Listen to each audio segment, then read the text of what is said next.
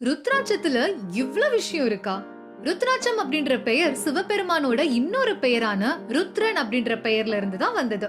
சிவபெருமானின் 3 கண்களில் இருந்து விழுந்த ஆனந்த கண்ணீர்ல இருந்து 38 விதமான ருத்ராட்சம் தோன்றியதா புராண வரலாறுகள் சொல்லுது.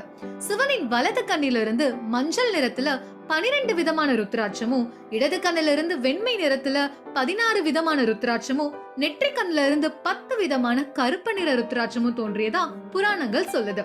ருத்ராட்சம் ஒரு முகம் முதல் 16 முகங்கள் கொண்டதாக இருக்கு. அதன் மீது இருக்கிற கோடுகளை கொண்டுதான் எத்தனை முகங்கள் அப்படின்றத தெரிந்து கொள்ளலாம்.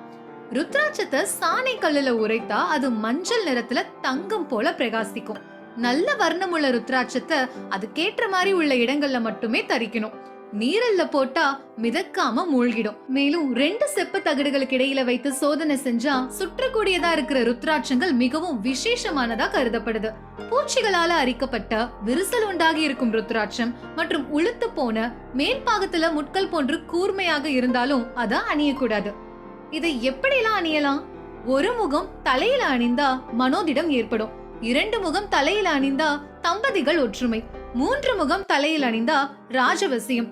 4 முகம் மார்பில் அணிந்தா காலன் அஞ்சுவான், வியாதிகள் நீங்கும். 5 முகம் கழுத்தில் அணிந்தால் சித்த பிரம்மை நீங்கும். 6 முகம் வலது காதில் அணிந்தால் சத்ருக்கள் மறைவார்கள். 7 முகம் இடது காதில் அணிந்தால் நீண்ட ஆயுள். 8 முகம் காதில் அணிந்தால் செல்வம் பெருகும். 9 முகம் மணிக்கட்டில் அணிந்தால் நவகிரக தோஷம் நீங்கும். 10 முகம் சிரசில் அணிந்தால் பைசாசங்கள் விலகும். 11 முகம் சிரசில் அணிந்தால் பசுதானம் செய்த பலன். 12 முகம் சிரசில் அணிந்தால் சகல யாகம் செய்த பலன். 13 முகம் தோளில் அணிந்தால் அரசு பதவி கிட்டும். 14 முகம் வலது தோள் அணிந்தால் ராஜயோகம்.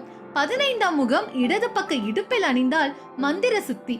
16 முகம் குரு உத்தரவு பெற்று அணிந்தால் ஞானி ஆவான். இதெல்லாம் தெரியாம நீங்க அணிஞ்சிருந்தா தெரிஞ்சுக்கோங்க.